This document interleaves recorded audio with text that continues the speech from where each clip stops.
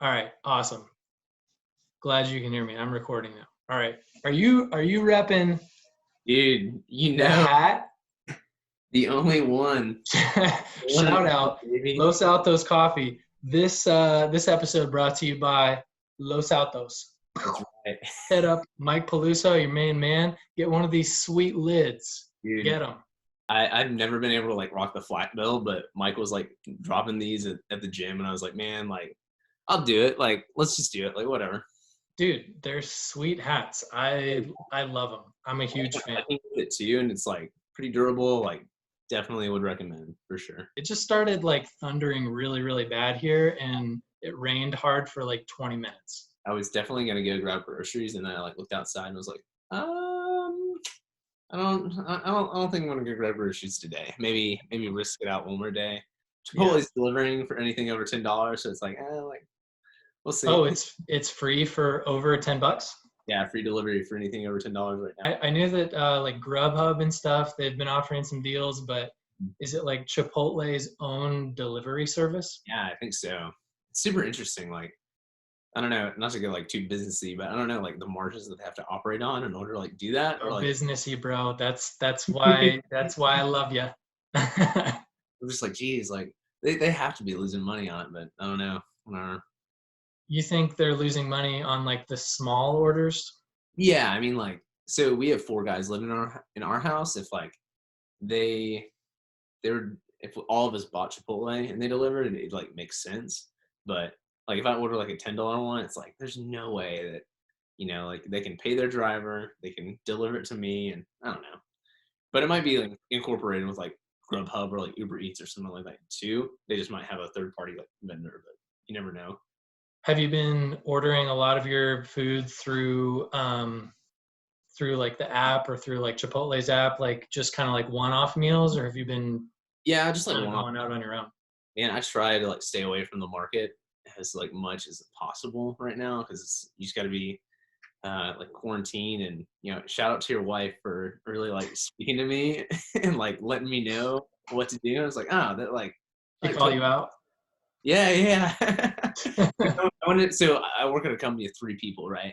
And I just went to the office because I was like, hey, like I'm gonna go and like just work, just gonna be me in the office, like it's totally fine. And she's like, no, like you need to quarantine. And then she explained to me, it was like it was a good conversation, and I'm really glad she said something because I didn't realize it, or like the implications behind it. And then she just like very straightforward like told me. I was like, oh, that like I really appreciate you saying that because now everything makes a lot more sense. So Yeah. It's crazy how even like in a group of small people or even people that you know relatively well, like you just it's so hard to pinpoint, like even if it's somebody that you know that hasn't come in contact or hasn't been exposed to COVID in any way, shape, or form, like there's not any way to 100% factor them out, you know? yeah, Like I was watching it was the Verizon's been putting on these like little mini concerts, as it were. oh yeah, And yeah, Dave Matthews put on one, and he said this really really insightful analogy. He was like, if you have a bowl of M&Ms, you have 100 M&Ms, and 80 of them you know are good. 16 of them could make you sick, and 4 of them could kill you. And you mix up all those M&Ms, would you even eat one of them? yeah, right. So how has it affected like work for you? Because you're usually gone, what, 7, 10 days out of a month sometimes? Yeah. So what I do, and the people that I interact with the most are doctors, Okay. and people that are on site in clinical settings.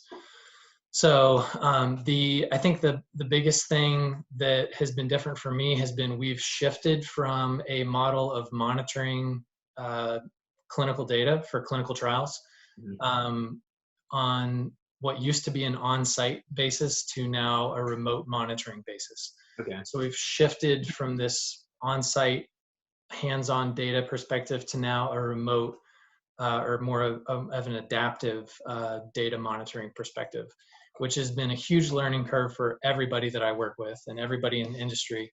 But it's definitely been needed for Yeah. sure. I mean, there's people that are on medication now that if they were to go off it, they would die. So Mhm. they have to continue their medication.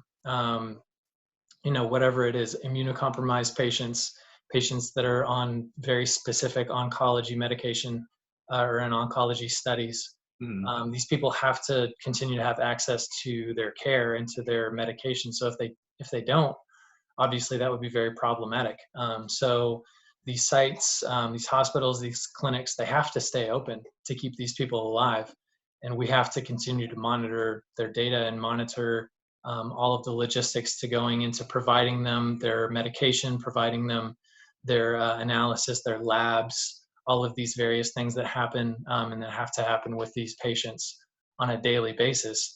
Wow. Or else, it would be really bad for them to just all of a sudden have an abrupt end to their standard of care. Right. Yeah. So I think we've that's a had to really, change a lot. I guess, the medical field is we always think of like the immediate, just like people that are in the hospitals, obviously like people affected with COVID-19, like right away, right now. But there's this whole other side, like the R&D side that, doesn't really come to my mind except for when, we're researching companies, individual companies that we're going to invest in. But, day to day, I'm just like, okay, we need to like make sure that everybody's taken care of at, the regular hospitals, but you don't think about like clinical trials or anything like that. But I Yeah. guess that's like the world that you live in, so it's pretty apparent to me. Yeah, man, it's wild. It can't like research can't stop. Mhm. If we stop, then all of a sudden all of our progress and everything that we've done so far would be just basically trashed. Mhm. We have at the company that I work for, that we currently have multiple COVID trials that are underway right now. And of course, with these trials, like the ultimate goal would be to get an approved, an FDA approved vaccine become publicly available. Mhm. So if we were to, slow down in any way, shape, or form right now, obviously that would impact the pushback for when that could potentially be available to people Yeah. and potentially save some lives. So it's the goal, but it's obviously something that changes every day, and we have to figure out, okay, now we have to do this, and now we have to change the guidelines for this, and now we have to make this a little bit more remote accessible for certain people that shouldn't be exposed. So it changes every single day, every hour, really. Yeah. What have you seen so far as risk mitigation or long-term analysis from people pulling out of the market, Mhm. adding more into the market? Have you seen trends one way or another? Yeah, it's really interesting because there's some people that are just like set it and forget it, and that's totally fine.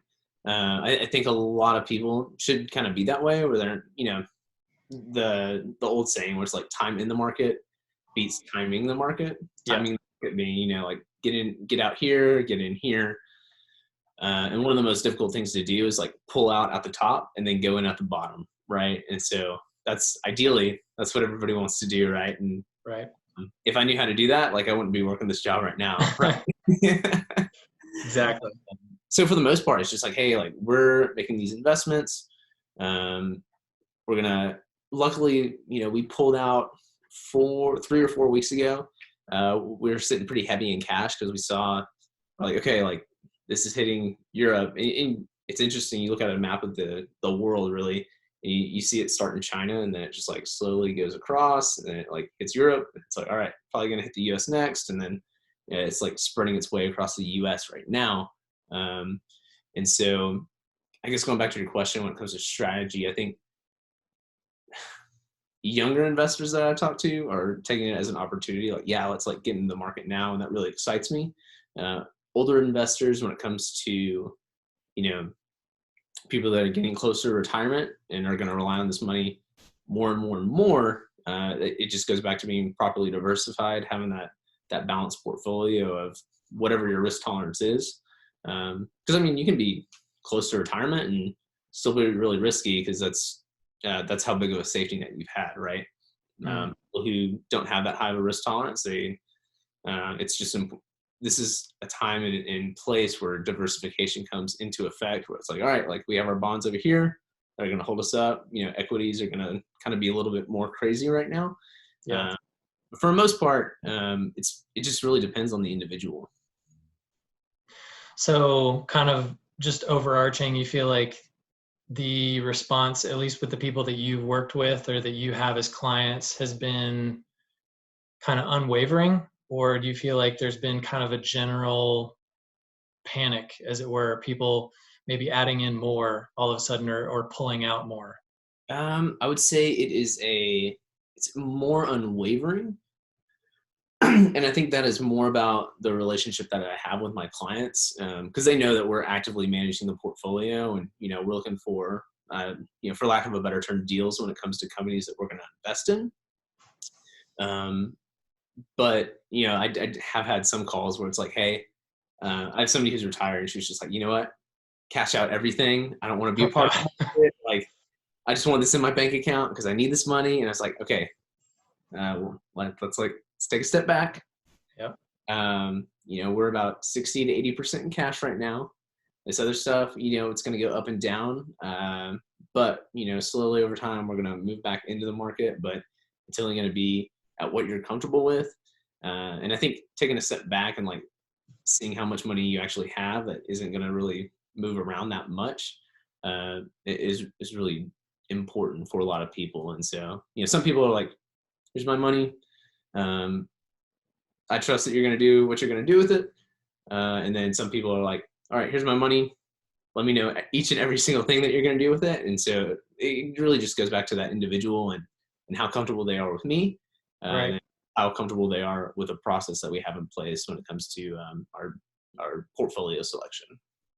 Definitely. Have you been following the Streamline programming at all? Have you been just kind of like jumping off or jumping on to different workouts? Or I've Yeah, seen these videos that you posted up and you tagged me in, and you're in. It looks like your garage.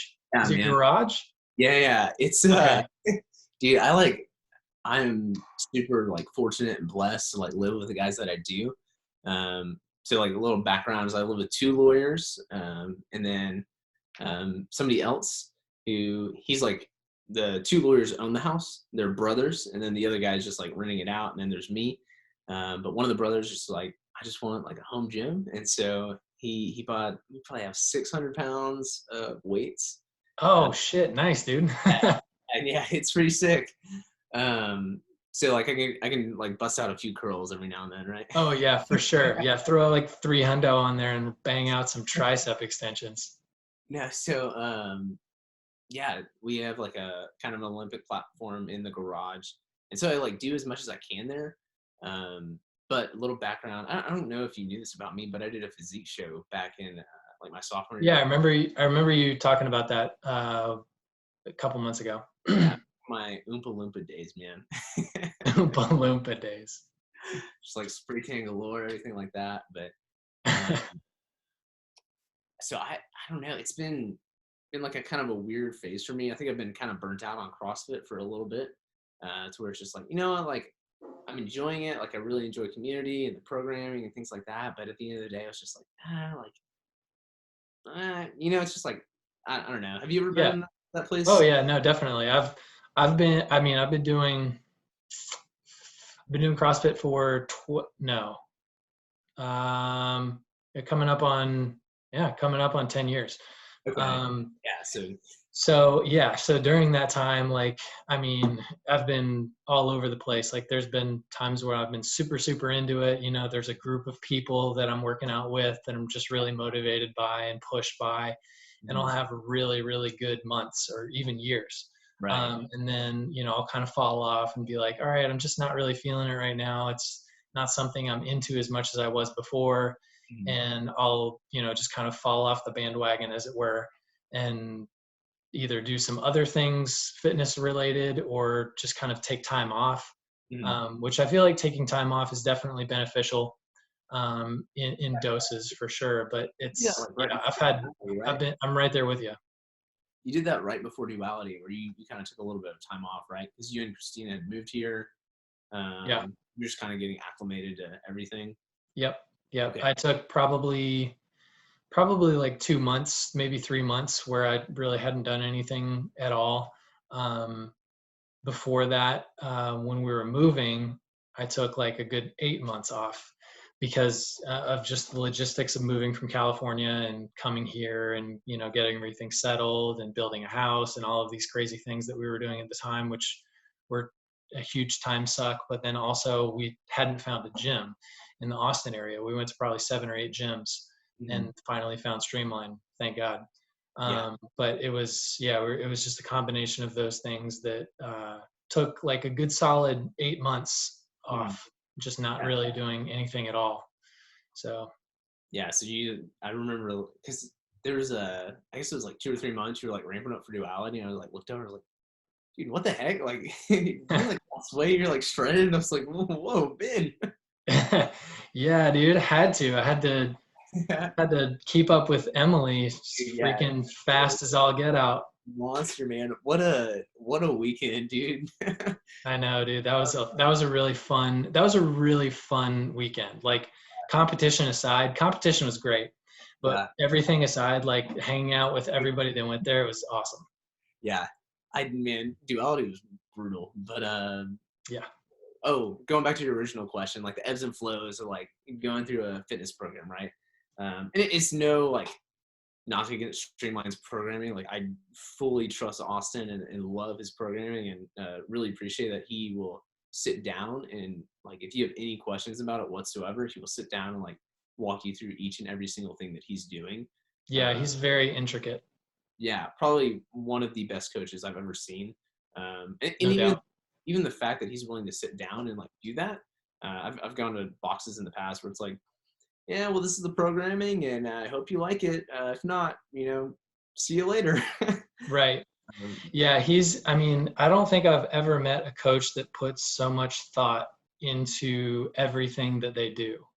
yeah. Um, Especially programming wise. I mean, he has such a vision for short term, long term, everything in between that is really a focal point for fitness Mhm. holistically, for such a wide variety of people. I don't know how he keeps track of all of it, but it's pretty impressive.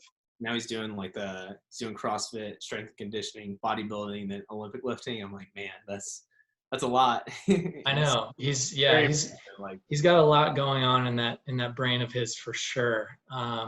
But yeah, I think we're really lucky to have him, and he's definitely one of those people that is able to balance those things very well too. Like, I know at previous gyms that I've worked at, there's been somebody like who's in charge of Olympic lifting and somebody who's in charge of CrossFit, and their paths just bang up against each other all the time. And there's no cohesiveness in their programming. There's no cohesiveness in their long-term goals, mhm. and the communication between them is poor. Yeah, Um, for Austen to keep all of those things on his plate is yeah, pretty impressive. yeah. So all that to say, yeah, I just definitely want to like give Austin props because he's does a phenomenal job. And again, like not a knock against the programming there, but I think I'm just in one of those seasons where it's like, man, I don't know if I'm super feeling CrossFit. So while I am kind of forced to, uh, Meanwhile, you're doing those cleans in your garage, yeah. So putting all of us to shame. the only downside is it's a 55-pound bar, so it's like a little thicker Oh, than interesting. 45. Yeah. All So right. it looks like I'm doing like, I don't know, like 185. I'm doing like 195, a little bit more. I'm like, all right, like it's A fine. 55-pound bar. Yeah, it's just like a little thicker on the like gripping it, and it's like, all right, like whatever, it all works. Yeah. Um, but yeah, so I'll do something like that, and then I'll do another strength section where it'll be like a 5x5 like squat or like bench or something heavy, just kind of like move, and then I'll do more hypertrophy kind of stuff. And that's what I did during when I was doing like physique kind of stuff. And here I was like, you know what, like I can still maintain Olympic lifting, and then work on a little bit of strength, and then just do kind of hypertrophy stuff just for um, kind of like maintenance. Yeah. Um, and I don't know if that is like good programming, but I'm having fun with it. And I'm just like, you know what? Like, at the end of the day, like I'm moving and I'm okay with that. Dude, I think that's the best thing ever. I mean, ultimately, right now, I think there's so much floating around out there. There's so much information, so many people posting their workouts, all of this stuff that's like, man, should I do that or that? Like, there's just a lot of things floating around right now. And I think just to do something is Yeah. incredible. And to be like continuing on with whatever it is that you're focused on, whether it's, powerlifting or CrossFit or whatever, Yeah. I think it's awesome. And as long as you're having fun with it, that's like one of the best therapies that you Oh, can yeah. do right now, that any of us can do right now, is just to get a little bit of exercise in, Mhm. no matter what it is. That's Yeah. like, it's so stress relieving, and it has such great impacts on everything else that you just keep doing what you're doing. Right. Yeah, for sure. Y'all have a rower and then like a few dumbbells, right? Were y'all able to get a barbell from the gym? Yeah, we've got a rower. We've got a few dumbbells, a few kettlebells. I've got my own barbell at the gym that I just haven't gone over and picked up yet. So I don't know. Part of me has been like, oh, I haven't had to do anything with a barbell, but I'm missing it now. Yeah, yeah. Like it's been a month, and I'm like trying to get back on that barbell. Yeah. So Yeah. it's kind of weird, but I definitely do miss it.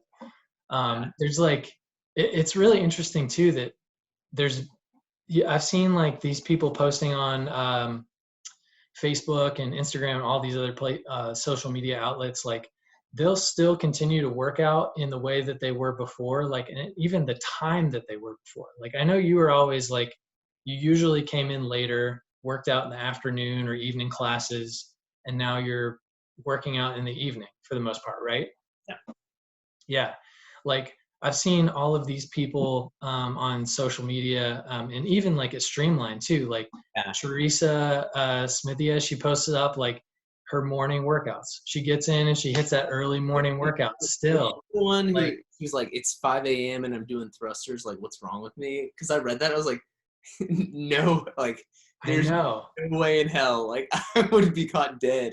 dude, it's so impressive to me that people like Man, for sure. Tina, Elijah's mom posted up. She was like, I'm just getting up and doing the 5 a.m. thing still, even though there's nobody to do it with. I'm like, Yeah.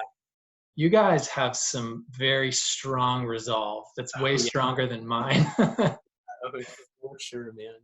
Yeah. It's really cool. It's really cool. I love seeing what people are posting up and like how people are reacting to whatever situation that they're in, whether they're working in the morning, whether they're working out in the afternoon, how they're doing it, where they're doing it. It's really, really cool to me. Yeah. And even, I think I used to be kind of a person on social media where people would like post their workouts and you're like, dude, nobody cares. And now that we're like forced to not have that community, I think it was because I had the community. It was like, oh, like we already know like what everybody's doing, or like you're not doing what my community's doing. So like, I don't know, whatever. Yeah. Uh, but now I see stuff. I'm like, yes, like let's go. Like, even though we're all separate, we're really united by fitness. And that sounds really corny, but it's cool that we, in this time where everything's kind of crazy, we can all unite, around one central thing.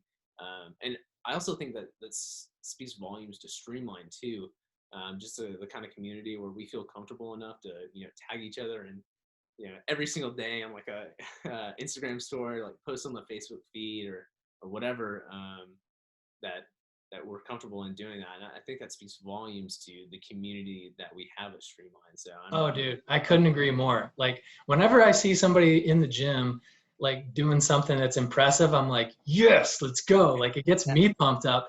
And yeah, like, I want to go and do better because I saw them do better. It doesn't matter who it is. right. Like, and that's still happening. Like, I saw Lynn Parrish posted up the other day.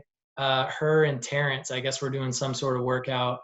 And she posted up like a truck axle with Oh, wheels yeah. connected to it. And she was like, yeah, Terrance was walking around with this on his back, like yoke walking this thing. I was like, beast, dude. I was so pumped up. I was like, I'm gonna go get a workout in right now. Yeah, I'm gonna go far. Let's just like do it. I know, dude. I was like, dude, Terrance, give me some of that strength, man. Dude, yeah, I that love is it's insane. I think another thing is just going back to getting fired up for other people. I think when I was younger, I'm like 24, so I'm like, oh, like when I was younger, but Right. there's definitely been a shift where I used to be like jealous. So part of me was like, like been PR, 70 pounds more than me on like a bench press or like whatever. And now I think there's a big shift in mindset where it's like, dude, like I'm like so pumped for the other person that it's just like, yeah, like I want to do the best that I can, but I really want everybody else to do the best that they can too.